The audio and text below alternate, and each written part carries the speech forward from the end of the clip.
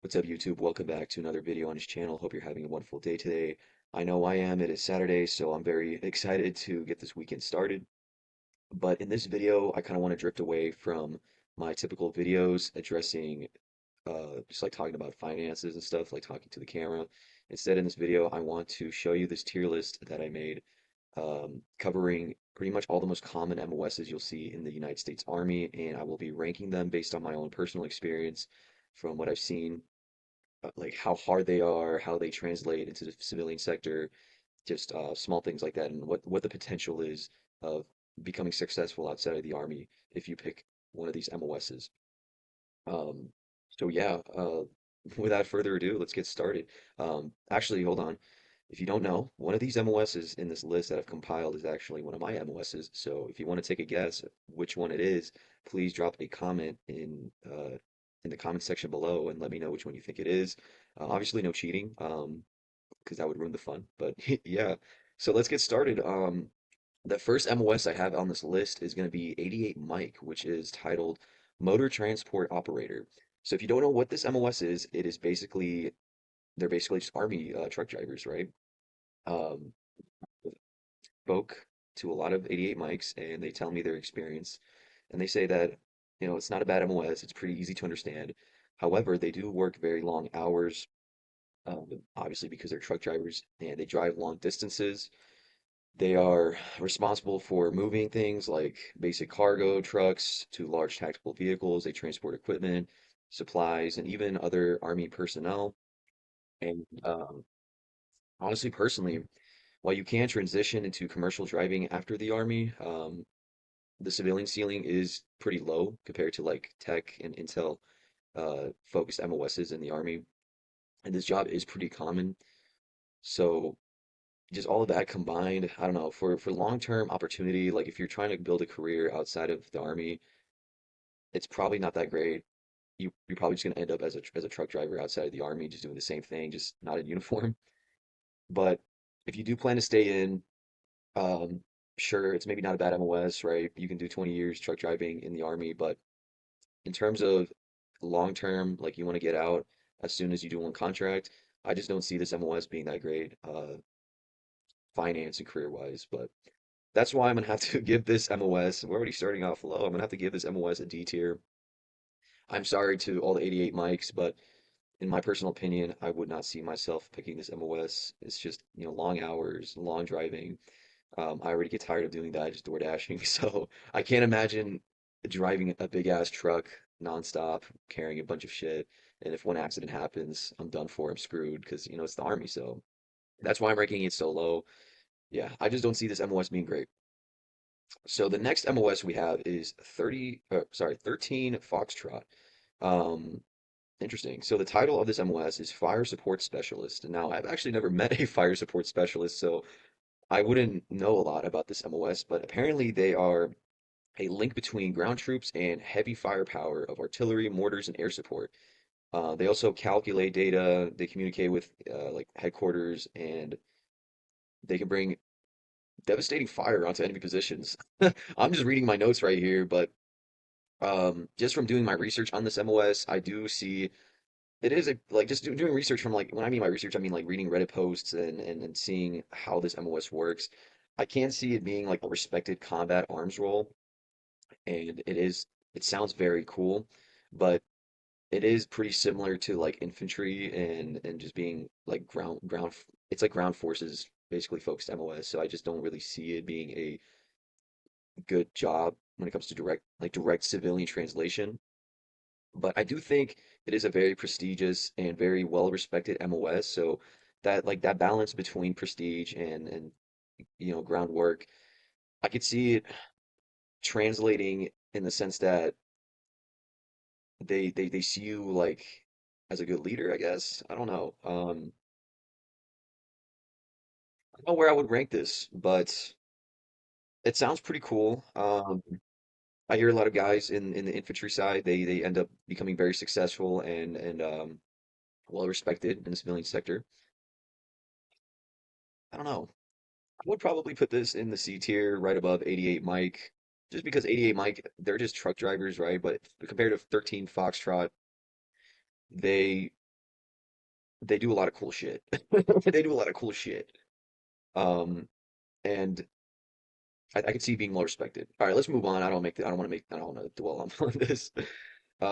Next MOS. Ooh, this one is interesting. 92 Golf, culinary specialist. So you're basically a cook for the army. Um, so if you know what the DFAC is, if you eat at the DFAC, those are the 92 Golfs. They're the ones that serve all the other soldiers, and basically they keep soldiers fed both in DFACs and in the field during like trainings and deployments. From what I have heard, just reading online and talking to other 92 Golfs, they do have very demanding hours because they have to wake up super early in the morning and they have to stay in the DFAC till like 8 o'clock, I hear.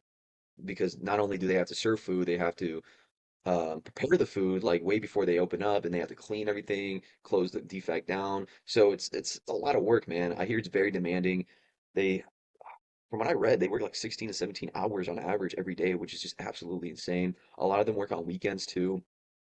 So while yes, food service can translate to civilian life, the pay ceiling is just really limited unless you pursue like a higher culinary training.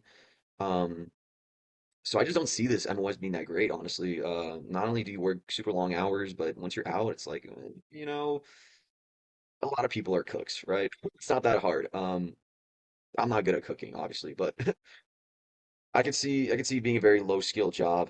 No offense. So I'm gonna have to put this one. I'll put it above 13 Foxtrot just because it's more translatable. No, no, no, no, no, no, no. I'm gonna put it below 13 Foxtrot. And the reason why is because I think 13 Foxtrot sounds like a more respectable job. It's infantry. I hear infantry guys do a lot better in the civilian sector than, 92 Golfs and 88 Mikes. No disrespect, obviously. But yeah, I'm gonna have to put it below 13 Foxtrot. It's just an okay MOS. So next one, ooh, this one's gonna be good. 15 Tango. This one is UH-60 helicopter repairs. So these are the people that maintain Black Hawk helicopters, PAWs, which is probably the most iconic aircraft in the Army. This job obviously requires like super strong mechanical skills, attention to detail. It takes long hours to keep these aircrafts like maintained, so I can see this job being very good in the civilian sector. A lot of people here on my base are 15 Tangos, and they tell me constantly how awesome their jobs are, and they enjoy it. I hear them enjoy their job. So yeah, I mean, aviation maintenance is a super needed skill in the civilian sector. I can see this paying very well once you're out of the military. If you tell like some kind of aviation company or private contractor that you used to work on Black Hawk helicopters, pause, I could see it doing it really well. So I'm gonna put this one in the A tier. It's gonna be the first A tier MOS. This one is pretty good. Um, yeah, by far more respectable than all the other MOSs that I have ranked so far. No offense. So. Let's move on to another good one, okay? 25 Hotel. This one I actually hear is very, very well respected. Um, 25 Hotel are network communication systems specialists, and from what I hear, they just work on maintaining communications between units in the Army. They set up, networks, radios, data systems. Basically, they just allow units to stay connected in the field. I could see this MOS being very, very good in the civilian sector again because it's an IT job, networking, communications, all that stuff. They all translate great into civilian IT and telecom jobs. So if you come out as a 25 hotel, I could see you getting a very, very good salary. So I'm gonna put this one in the A tier as well. I don't know, should it be above or below? Hmm. I'm gonna put it below 15 Tango because I think aviation, especially if you work on Black Hawk helicopters, pause, then that could probably earn you a better pay just because I think 15 Tangos have a top secret clearance because they work on like the most iconic plane not plane shit helicopter in the world. So I could see it being a much more opportunity based MOS than 25 Hotel. So I'm gonna keep this above 25 Hotel. So the next MOS, okay, this one I'm not too familiar with, but it's gonna be Cryptologic Linguist or 35 Papa. Um, Okay, so this is a great MOS. Cryptologic linguists, they have to learn a foreign language, and they use that foreign language to translate and analyze intercepted communications. So, yeah, I mean, this MOS sounds very difficult. It sounds mentally demanding, especially when you're learning a brand new language, right? From what I hear, it's mentally. Actually, I've met a few people who are 35 Papas, and they did tell me, or was it 35 November? I think they're similar MOSs, but they used to tell me that it's a super difficult job and it requires like super high level intelligence work. So I think with the extra top secret security clearance and the language skills and all that, right? It creates a great opportunity for you in the civilian sector, and not only in the civilian sector. I think a lot of federal agencies like the FBI and the CIA and then other defense contracting um, companies would see you as a very valuable asset once you're out, when you're this MOS. So I could see this being a potentially very good MOS to start off your career with. Yeah, I could see this being six-figure plus, honestly. I'm gonna have to put this in the S tier. This is definitely the best MOS that we've gone to so far compared to all the other MOSs so far. Um, yeah. All right, let's move on. We got Cyber Operations Specialist or 17 Charlie. I work with a lot of 17 Charlies, and I hear that their jobs are very interesting, but they don't do a lot. I hear that they work a lot on computers. They don't do a lot of field stuff. So if you like computer work, this is probably the right MOS for you. So 17 Charlies, they operate in the cyber domain. They do cyber defense and cyber offense missions. That's what I have here in my notes. They protect networks and they target adversaries. So it's a very cybersecurity focused job, is what it is, from what I hear from other 17 Charlies. And it does require top secret clearance. And I do hear that this is one of the fastest, most highest paying career fields in the civilian world. So I mean, honestly, combined out with the clearance and all this elite training, I would say this is probably it's going to be an S tier. Obviously, this is an S tier. I'm going to put it above 35 Papa. I hear that this MOS is just absolutely incredible. It's always talked about, honestly. And from what I see online, people that come out of 17 Charlies, they make six-figure plus careers with cybersecurity, and they get all their certs and stuff with this MOS. So this is definitely a very good MOS, and I think it's worth it. Now, electronic warfare specialist, 17 Echo. This is me. If you didn't know, this is my MOS. Okay, let's see this. I don't even know where to start, man. Electronic warfare. So I can actually talk about this. So electronic warfare is kind of in the same category as 17 Charlies, but very different too. Um, 17 Echoes. So at 17 Echoes, we work on something called the electromagnetic spectrum. It is basically what the world runs on, and you don't know, there's signals and radio frequencies all around you, and us 17 echoes are responsible for exploiting those signals and radio frequencies on the spectrum. And a lot of things are on the spectrum, like drones, radios, yada yada, right? And our job is to detect those devices on the spectrum because they emit signals. See, it's hard for me to explain my job, man. It's harder to explain your job than actually doing your job.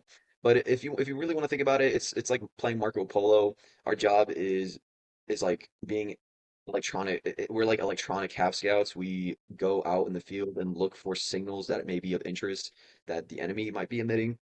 So if they send out like a drone, for example, drones emit on like a certain frequency. I can't remember which exactly it is. Hopefully my leadership isn't watching this. That'd be embarrassing if they knew it. I don't know that. But they emit on a certain frequency, and what we do is we use certain equipment that detects where, like what frequency that drone is emitting from, and we try to locate where the drone is at. We can do things like jam it, we can find it, just all kinds of cool stuff like that, right? We we detect enemy signals, jam communications, protect friendly systems.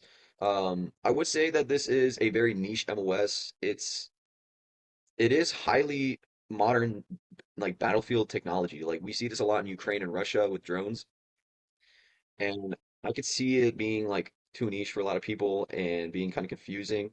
But it is a very strong field that keeps evolving, and I know the bonuses are great for this MOS. I think a $25,000 bonus upon enlisting in this MOS. So I would say this is a very good MOS, very strong. There are strong contractor and intel opportunities after service if you do this MOS. Um, but I don't know, man. The civilian market is kind of small when it comes to this since it's not super cybersecurity focused. It's more electronic warfare focused. But both are mixed in there. So again, it's similar to 17 Charlie's, but it's its own whole beast.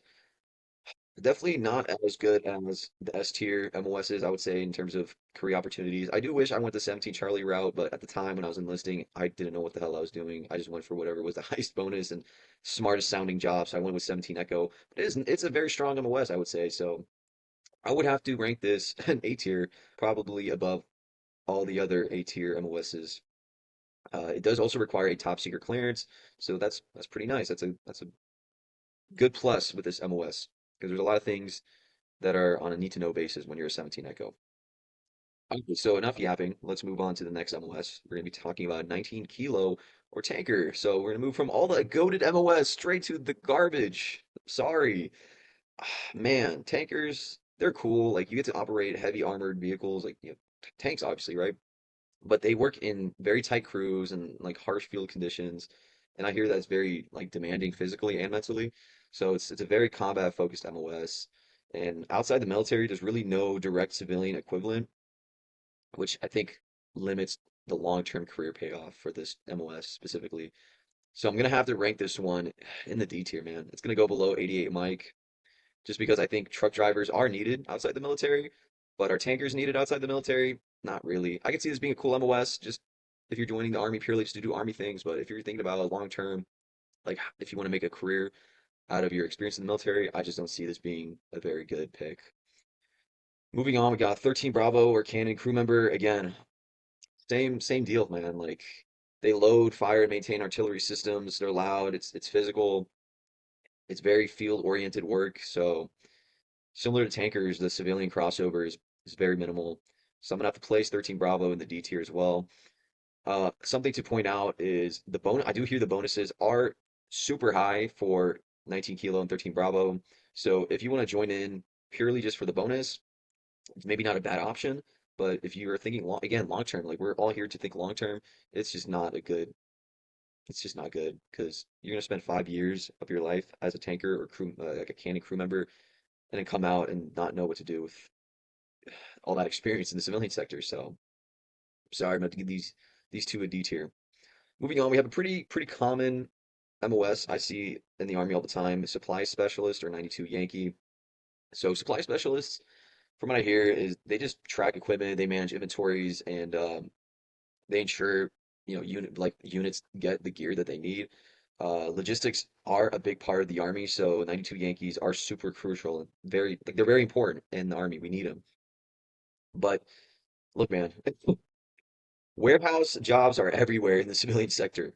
These skills may transfer to warehouse and like logistics careers once you're out of the military, but dude, the average pay for those jobs are so moderate. They're not that good, man. And pe most people can just get a warehouse job nowadays without first joining the fucking military, right? You don't have to join the military to get supply experience. Just personally. Yeah, the pay isn't great. I think it's not as respectable as like infantry, for example. Obviously they're super crucial and we need supply specialists. They're very needed in the military because they make our lives easier. But if we're thinking about the individual choosing this job, they're kind of setting themselves up for failure, in my opinion. So I'm gonna have to put this one in C tier. I'm gonna put it above 92 golf, just because I think warehouse jobs are a little more needed than cooks. So I'm gonna put that above 92 golf. Moving on, we got military police. So, fun fact, I was actually going to do this MOS originally, but I decided to change my mind, and I am so happy that I did. Holy shit, I'm so lucky that I did because, golly, man, 17 Echoes, it's a much better job than military police, much better hours, much better work. So, no disrespect, but I do think 31 Bravos, they're not very respected. Like, people don't like MPs that much because all they do really, if you know, is just really just pull you over on base, right? They enforce laws, they arrest people and provide securities. They're the ones that you'll see at gate guard, like they're usually gate guards on bases. So it's a lot of law enforcement mixed with military duties. They do also do international military work, but that's about it. I don't hear much about this job, man, and I hear that there's no bonus for this job, so I don't know. I mean, there is a civilian policing pathway, obviously, right? You can become a cop after the military, but I think most people can become cops without having to join the military. In fact, I hear people straight out of high school joining a PD, right? And I think PD hour, like if you're working for a police department, that's probably a lot easier than being a 31 Bravo, because when you're in the military, like you're always on the clock. So I do hear that there's a lot of hours, there's a lot of stress, and mixed job satisfaction in this role. So I'm gonna have to rank it pretty low. Put it above. I'm gonna put it in the C tier, but I'm gonna put it above 13 Foxtrot. Just because I think policing is a very important job, and it's probably more important than all of these three that I have in the C tier. So again, not terrible, but yeah. All right, let's almost done here. So we got 91 Bravo. These are the mechanics. This is also another very common MOS, similar to the 92 Yankees and 92 Golfs. Um, Look, they're just mechanics. They maintain, repair vehicles in the army. They get hands-on repair experience, daily tasks, things like that. It's a very easy MOS to get into, I hear. Yeah, I mean, solid. There is solid civilian mechanic opportunities, but again, man, if you're talking about income, like you're not going to be making that much money as a mechanic if you're working for a shop versus like all the MOS, all the tech and intel oriented MOSs. Honestly, I think mechanics are very respected. They do have very good potential and they can make good money. And it just sounds cool. Like you work on military vehicles, right? I think it's probably more respected than a lot of these C tier and D tier jobs. So I'm gonna have to give 91 Bravo a B tier. Not a bad MOS. I think you could really do well in this career path. You can probably open up your own shop or do something with it. Um, yeah, not bad. And I hear the bonuses are pretty good too for 91 Bravos. So look into that if you want to. So moving on, we got Combat Medic 68 Whiskey. This one, this one's not bad. Yeah, I mean they're combat medics, very well respected. They're in the medical field, right? They get training on medical treatment, specifically in the combat environments. It's very respected, and I do hear that there's a lot of good job satisfaction in this role, and it's meaningful for a lot of people. It's a very good foundation for healthcare careers. But if you do want to make a bit higher pay in the civilian sector after you serve as 68 Whiskey, you do have to probably get some additional civilian schooling. I don't think just 68 Whiskey alone is going to get you a lot of good pay in the civilian side. But if you do go with this role, it's not bad, honestly. You can just come out as a 68 Whiskey, have some good medic, healthcare knowledge, and then go to school and get additional training. So I can see this being a very good role. I'm gonna put this in a B tier. I'm gonna put it above 91 Bravo, just slightly above 91 Bravo. I think 68 Whiskey, 91 Bravo are two pretty good careers. They're very similar in the sense that you probably have to get like some additional experience outside the military to really make some good money. So yeah, man. All right, 11 Bravo. This is gonna be your infantry guys. Yeah, they're the Army's primary ground combat force. They train for direct engagement and they go on very physically demanding missions.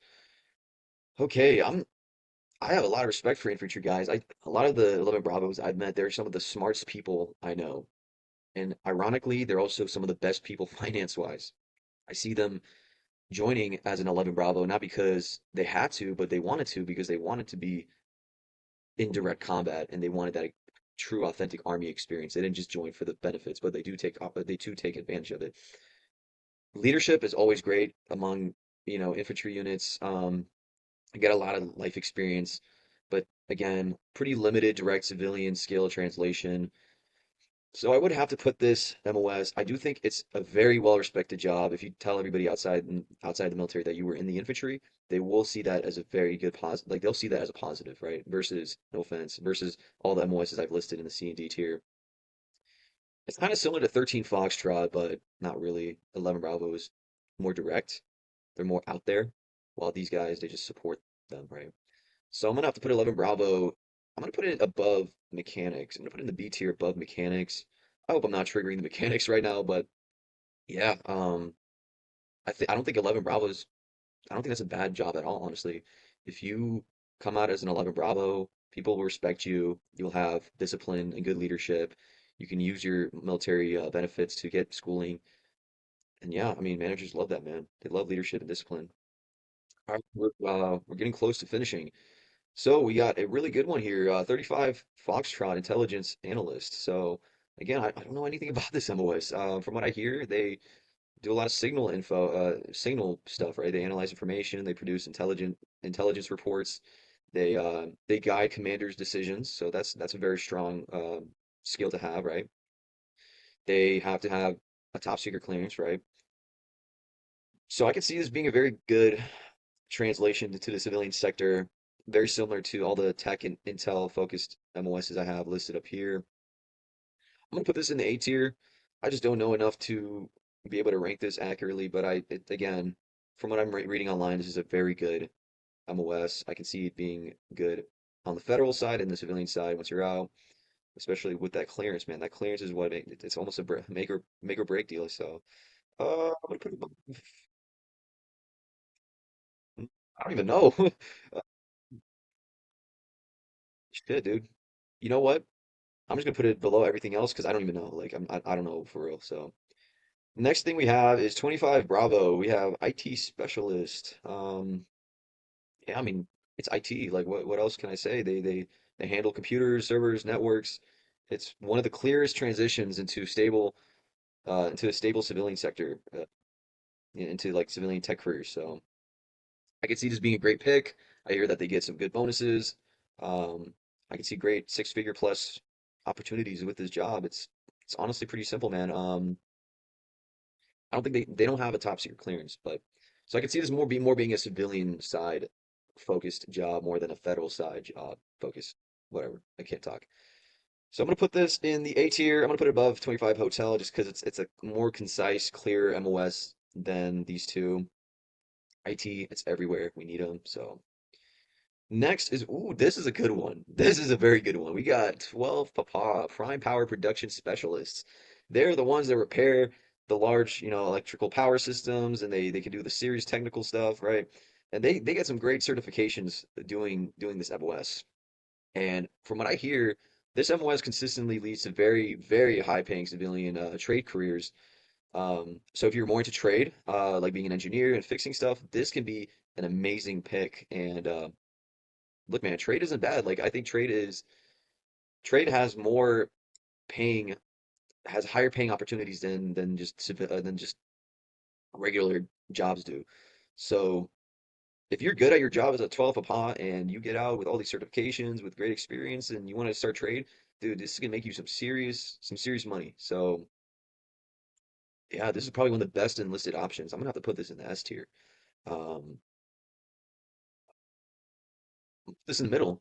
I still do think 17 Charlie's probably the most like tech. Oh man, how can I describe it? I just hear 17 Charlie is like the best pick when you're in the military. It's probably the most well-regarded MOS out of all MOSs, and they have the best paying opportunities versus all these other MOSs. But 12 Papa is still a super great option if you are into trade.